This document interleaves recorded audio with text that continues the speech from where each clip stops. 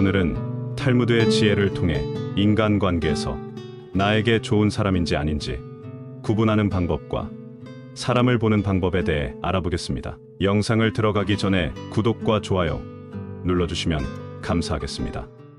어떤 왕이 병이 들었습니다. 세상에서 보기 드문 병이어서 왕은 암사자의 젖을 먹어야만 낫는다고 의사는 말했습니다. 그러나 암사자의 젖을 어떻게 구하느냐 하는 것이 가장 큰 문제였다. 그런데 어떤 영리한 사람이 사자가 있는 동굴 가까이에 가서 사자 새끼를 한 마리씩 어미 사자에게 넣어 주었다. 한 열흘쯤 지나자 그 사람은 어미 사자와 친하게 지낼 수 있게 되었다. 그렇게 해서 그는 왕의 병에 쓸 사자의 젖을 조금씩이나마 짜낼 수가 있었다.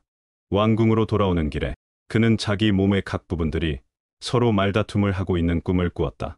그것은 몸 안에서 어느 부분이 가장 중요한 일을 맡고 있는가에 대한 언쟁이었다. 발은 자기가 아니었더라면 사자가 있는 동굴까지 갈 수 없었을 것이라고 말했다. 눈은 자기가 아니었다면 볼 수가 없어서 그곳까지 가지도 못했을 것이라고 주장했고, 심장은 자기가 아니었다면 감히 사자 가까이에 가지도 못했을 것이라고 말했다.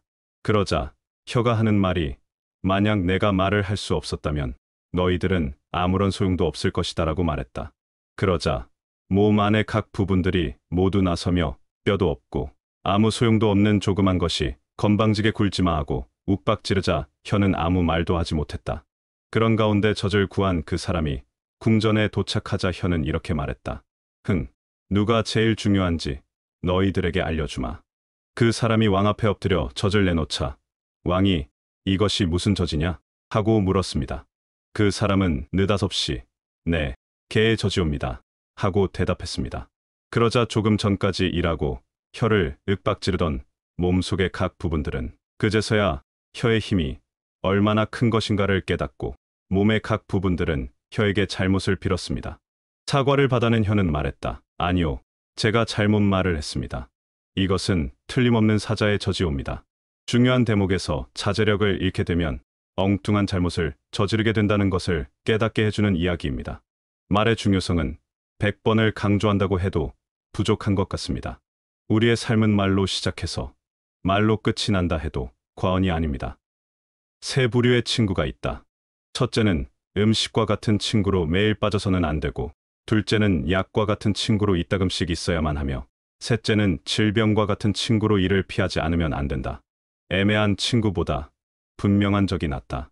우리가 상대하기 가장 힘든 이는 그 속을 알 수 없는 이도저도 아닌 애매한 친구다. 친구인지 적인지를 도무지 구별할 수 없는 사람이라면 상대하기가 매우 곤란하고 불편하지 않겠는가. 상대와 사귈 때 애매모호한 자세로 친구인 양하는 것은 참으로 비겁한 짓이다. 인간인 이상 누구나 친구를 만나 이야기를 나누다 보면 자연스럽게 속마음을 털어놓게 된다.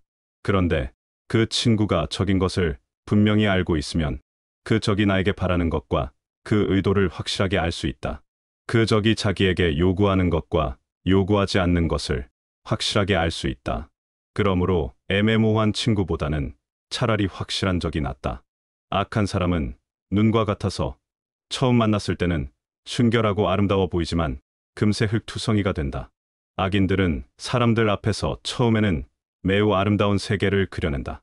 온 세상이 눈으로 덮인 순결한 설경처럼 말이다. 그러나 현실이라는 태양이 비치면 눈은 녹아 사라지고 온통 진흙투성이의 나쁜 세계가 펼쳐지게 된다. 악한 자가 나에게 아름다운 세계를 그려 보이더라도 결코 속아서는 안 된다. 다음날 눈을 뜨면 진흙투성이의 세계로 변해 있을 테니까 말이다. 나쁜 곳에 가서는 돈주머니를 잘 단속하라. 인간은 선한 마음에 의해서 이따금씩 경계심을 풀게 된다. 돈주머니를 빼앗기고 나서는 때는 이미 늦었다. 나쁜 환경에 있는 자에 대해서는 항상 경계하여야 한다. 향수 가게에서 일을 하다 보면 향수 냄새가 몸에 배이듯 인간은 주변 환경과 함께 생활하는 사람의 영향을 받을 수밖에는 없다. 인간인 이상 그게 누구든지 주변의 환경과 보조를 맞추지 않고 산다는 것은 불가능하다. 따라서 친구를 택할 때에는 항상 깊이 생각해야 한다.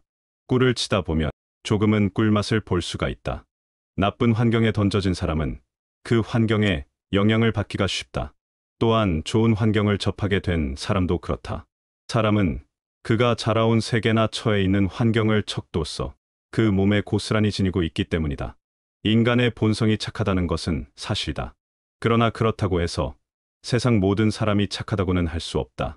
아이들을 보면 그 부모를 알 수 있고 친구를 보면 그 사람을 알 수 있다. 그러므로 친구를 사귈 때는 좋지 못한 것이나 나쁜 것에 물들지 않도록 각별히 주의해야 한다. 착한 이가 악한 이를 선도하려고 해도 그 뜻을 이루기보다 자기마저 악에 빠지기 쉽기 때문이다. 자기가 꿋꿋하고 올바르게 살며 가족이나 다른 사람들에게 도움을 주려면 자신부터 확고히 세워야 한다.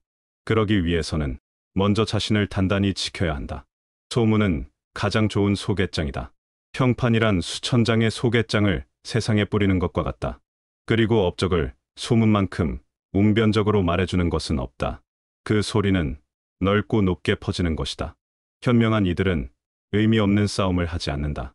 인생을 살아가는 데 있어서 가장 큰 재산은 친구다. 누구나 일생을 통해서 만날 수 있는 사람의 수는 한정되어 있다. 싸움은 자신의 소중한 인간관계를 줄이는 가장 빠른 방법이다. 싸움은 이겨도 문제, 져도 문제로 서로가 득이 되는 것이 없다. 싸움은 졸렬한 자기주장이다.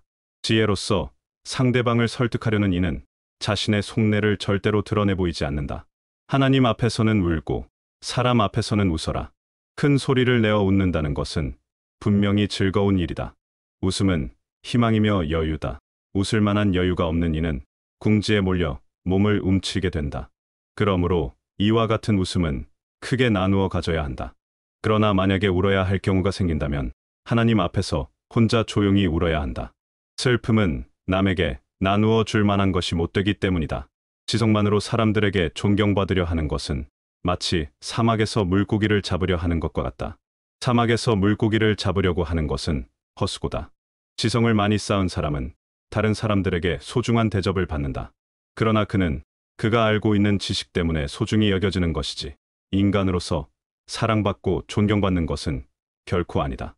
반면에 아름다운 마음을 가진 사람은 인간으로서 사랑을 받는다. 언뜻 보면 지성을 가진 사람이 마음씨 고운 사람보다 소중히 여겨지는 것 같지만 결국은 마음씨 고운 사람이 승리하게 되는 것이다. 마음씨 고운 사람이 지식까지 겸비하고 있다면 금상첨화일 것이다. 이런 사람은 사막에서도 사람들에게 물고기를 구해다 줄 것이다. 바늘귀도 두 사람의 친구와 빠져나가기에는 그리 좁지 않으나 서로 원수가 된 친구에게는 천하도 좁게 느껴진다. 두 사람이 싸웠을 때 먼저 타협하는 사람이 인격을 높인다. 싸움이란 냇물과 같다. 한번 작은 냇물이 생기면 큰 냇물이 되어서 다시는 작은 냇물로 되돌아오지 않는다. 친구에게 돈을 빌려주지 않는 사람은 친구를 잃지 않는다. 사람을 한쪽 손으로 밀 때에는 다른 한쪽 손으로 그 사람을 끌어당겨 주어라. 사람들 앞에서 모욕을 주는 것보다 차라리 피를 흘리게 하는 것이 낫다. 나쁜 친구는 당신의 수입에 대해 신경 쓰고 헤아려도 결코 당신의 지출은 생각하지 않는다. 친구인 체 하는 사람은 마치 철새와 같아서 날씨가 추워지면 당신 곁을 떠난다. 어리석은 자를 업신여겨서는 안 된다. 어리석은 자가 있기 때문에 당신은 현명해지는 것이다. 예의범절을 깨달은 사람은 예의범절을 모르는 사람에게 마음을 쓰려고 하지 않는다. 무릇 훌륭한 예의범절은 남의 좋지 않은 예의범절을 용서해주는 것이다. 입을 닫을 줄 모르는 사람은 대문이 닫히지 않는 집과 같다. 물고기는 언제나 입으로 낚인다. 인간도 역시 입 때문에 걸려든다. 한번 입으로 낚인 물고기는 다시 바늘에 걸리지 않으나 어리석은 인간은 금방 또 다시 입 때문에 걸려든다. 오랫동안 당나귀는 어리석은 사람을 일컫는 대명사로 알려져 왔다. 어리석은 사람에게 가장 큰 적은 자기 자신이다. 자신이 어리석다는 사실은 가만히 있을 때에는 알 수 없으나 당나귀처럼 기녀로 곧 알려지게 된다. 입보다 귀를 상석에 앉혀라. 인간이 입으로 망한 적은 있어도 귀로 망한 적은 없다. 새장으로부터 도망친 새는 붙잡을 수가 있으나 입에서 나간 말은 붙잡을 수가 없다. 비밀은 돈처럼 붙들어 두려 해도 잠시 방심하는 사이에 나가버린다. 따라서 비밀은 돈처럼 사용하는 순간까지 잘 간직해야 한다. 더구나 비밀은 돈보다 위험하다. 남에 대한 욕이나 비난도 이와 마찬가지다. 서로 만나서 비밀을 얘기하는 것은 양쪽의 날이 선 칼로 자신을 다치게도 하는 것임을 잊어서는 안 된다. 인간이 말을 하는 것은 태어나면서부터 배우나 입을 다무는 것은 어지간해서 배우기 힘들다. 지혜를 둘러싸는 담은 침묵이다라는 말은 모두에게 교훈이 되는 세상을 살아가는 원칙이다. 자신의 지나간 생을 돌이켜볼 때 입을 잘못 놀리거나 말을 덧붙여 후회한 일은 있어도 침묵하고 있었던 것을 후회한 것은 별로 없을 것이다. 듣는 것보다 지혜를 말하는 것이 후회를 가져오는 경우가 많다. 침묵도 일종의 언어다. 거칠의 인사는 고양이처럼 핥는다. 그러나 모르는 사이에 남을 핥힌다. 사람을 앞에 두고서 지나치게 칭찬하면 안 된다. 사람을 칭찬하고자 할 때에는 보이지 않는 곳에서 하라. 이것은 지혜로운 사람이 남을 칭찬하는 방법이다. 거짓말을 하는 것이 나쁘다는 것은 어렸을 때부터 귀에 못이 박히도록 들어 익히 잘 알고 있는 사실이다. 진실은 당당하게 말해야 한다고 배웠으나 진실 중에서도 말해서는 안 될 것이 있다. 그 하나는 사람을 다치게 하는 진실이다. 진실임에도 거짓말과 같이 사람을 괴롭히는 것이 있다는 것을 알아야 한다. 또 하나 이야기하면 안 되는 진실이 있는데 그것은 바로 비밀이다. 남의 비밀을 말하지 마라. 자신의 비밀도 마찬가지다. 때론 진실이 거짓말보다 더 위험할 수도 있으므로 칼처럼 조심스럽게 다루어야 한다. 거짓말쟁이는 뛰어난 기억력을 가져야 한다. 거짓말쟁이는 이익될 것이 없다. 진실을 말해서 얻는 것은 무엇을 말했는가 기억할 필요가 없다는 것이다. 거짓말을 하게 되면 당장은 이익이 생기는 일이 있겠지만 긴 안목으로 보면 아무런 장점이 없다. 혀는 마음의 붓이다. 남의 입에서 나오는 말보다 자기 입에서 나오는 말을 잘 들어야 한다. 자기가 하는 말을 자신이 건널 다리라고 생각하라. 튼튼한 다리가 아니라면 당신은 건너지 않을 것이다. 고약한 혀는 고약한 손보다 나쁘다. 현명한 말은 현명한 행동보다 못하다. 말은 약과 같은 것이다. 그러므로 의사가 약을 처방하듯 신중히 생각해 말해야 한다. 한 대 맞은 아픔은 언젠가는 없어지지만 모욕당한 말은 영원히 남는다. 급하게 대답하는 사람은 급하게 잘못을 저지른다. 말이 당신의 입 안에서 돌고 있을 때 그 말은 당신의 노예이지만 일단 밖으로 튀어나왔을 때에는 당신의 주인이 된다. 밤에 이야기를 할 때는 소리를 낮추고 낮에 이야기를 할 때는 주위를 살펴보아라. 자기 자랑을 하는 것은 좋은 일은 아니지만 차라리 남을 욕하는 것보다 낫다. 어리석은 자는 침묵의 소중함을 알지 못한다. 침묵은 어진 사람을 더욱 어질게 한다. 어리석은 자가 어진 사람인 듯 하기는 의외로 간단하다. 자신의 입을 다물고 있기만 하면 된다. 어리석은 사람을 분별하는 것 또한 간단하다. 어리석은 사람은 수다스럽다. 치거리기를 잘하는 어리석은 자는 엉뚱한 시간을 가리키는 시계와 같고 말없이 가만히 있는 어리석은 자는 고장나서 움직이지 않는 시계와 같다. 그 둘을 비교하자면 후자가 훨씬 낫다. 입에도 휴식을 주고 남의 말에 귀를 기울여라. 오래오래 즐겁게 살고 싶다면 코로 숨을 쉬고 입을 다물어라. 어떤 사람이 내게 필요하고 중요한 사람인지 탈무드의 격언을 통해 알아보았습니다. 인간관계와 말의 중요성을 다시 한번 생각해보는 시간이었습니다. 영상을 시청하신 여러분들께서는 탈무드의 지혜를 통해 사람을 보는 지혜의 통찰을 얻으시고 즐겁고 행복한 인간관계를 만들어 가시길 바라겠습니다. 감사합니다.